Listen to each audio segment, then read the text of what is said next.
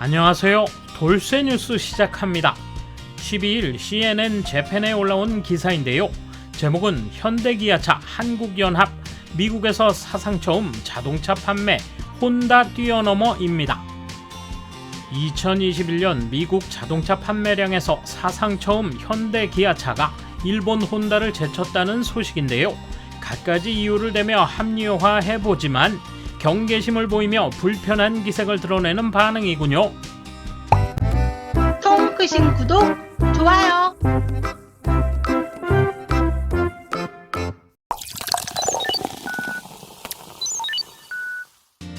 (2021년) 미국 자동차 판매량에서 일본 대형 자동차 업체인 혼다가 현대 기아자동차 그룹에 뒤처졌다. 한국 자동차 2사연합의 판매 대수는 미국 내 5위로 승용차와 트럭, 미니밴을 합쳐 143만 9,497대, 반면 혼다는 130만 9,222대였다. 한국연합의 주류 브랜드만을 놓고 보면 현대와 기아는 사상 처음으로 차이가 13만 대를 넘어서며 혼다를 앞질렀다. 다만 현대의 제네시스, 혼다의 아큐라 두 고급 브랜드를 포함하면 그 차이는 22,000대로 크게 줄지만 미미하나마 한국연합이 여전히 앞서고 있다. 기아차가 이 브랜드의 매출이 1년 만에 70만 대를 돌파한 것은 사상 처음이다.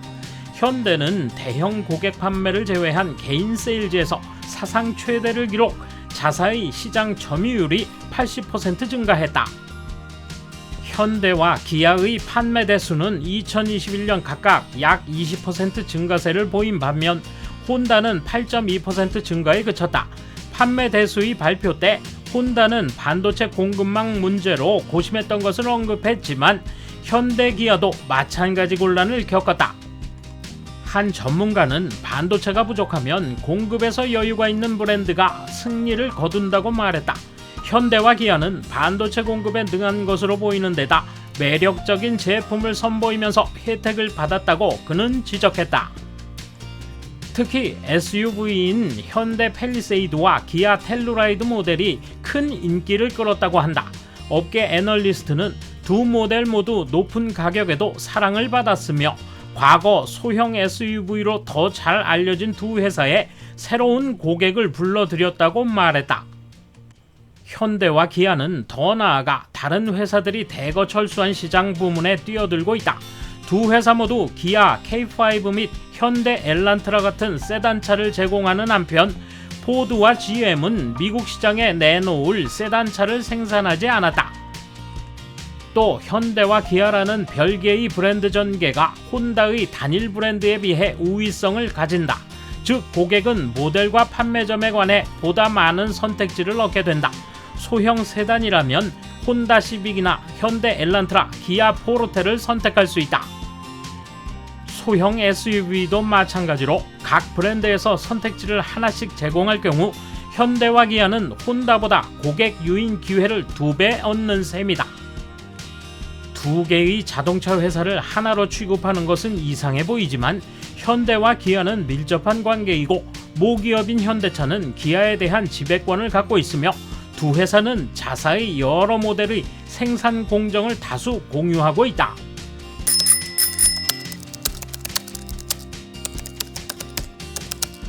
현대차는 디자인을 모방하는 차가 많아졌다.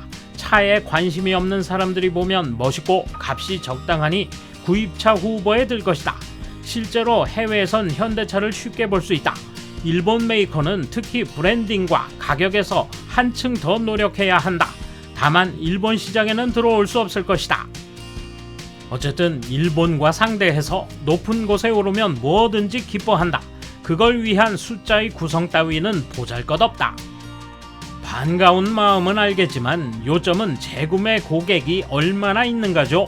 싼 맛에 한번 구입해 타봤는데 역시 다음엔 다른 회사의 차로 바꾸어야겠다는 생각이 들면 팔리는 만큼 평판을 떨어뜨리는 꼴이 될 텐데 두 회사가 합쳐서 혼다를 앞질렀다고 좋아하는 거야? 한 회사가 아닌데도 기뻐하다니 과연 대단합니다. 비교하는 상대의 묶는 방식이 엉망이야. 유럽 회사에서 디자이너를 뽑아왔으니까 솔직히 디자인은 좋아지는 것이 당연하고 조립도 로봇을 사오면 좋은 수준의 정밀도가 나오는 것은 당연하다. 중국 메이커도 상당히 좋아지고 있겠지. 다만 엔진만은 마구 만들 수 없는 것 같고 아직도 미쓰비시가 도와준 GDI에 매달려 전혀 진보하지 않는 점은 왠지 모르게 신경이 쓰인다. 현대 기아차의 판매량이 의외로 많은 것은 저소득층을 위해 투매하기 때문이다. 이익률로는 혼다와 비교가 안 된다. 중고차 시장에 있어서 재구매율도 현저하게 낮다. 제대로 된 기사를 쓰려면 그 부분까지 채워야지. 전 차종에 대해서 비교를 했나요? 혼다는 트럭을 만들고 있지 않기 때문에 순수하게 승용차 부문만의 실적을 알고 싶습니다. 경제가 파탄됐던 IMF 관리 시대에 국책 회사로서 간신히 남은 회사다. 일본 메이커가 원조해 엔진 라이선스 생산을 시작했던 역사가 새삼스럽다. 자동차뿐 아니라 한국의 대부분 기관 산업은 과거 일본의 막대한 원조 덕분이라는 게 분명하다. 어쨌든 이런 기사를 쓰는 사람들은 일본을 넘어섰다고 말하고 싶은 것입니다. 두 회사가 밀접한 관계라서 하나로 간주한다면 부품 공급으로 협력 관계에 있는 일본 메이커도 일괄로 취급해야 합니다. 종업원이 음악 듣고 껌을 씹으면서 만들고 있는 메이커의 차이입니다. 겉보기는 좋아도 속은 어떨까? 하지만 방심은 금물입니다.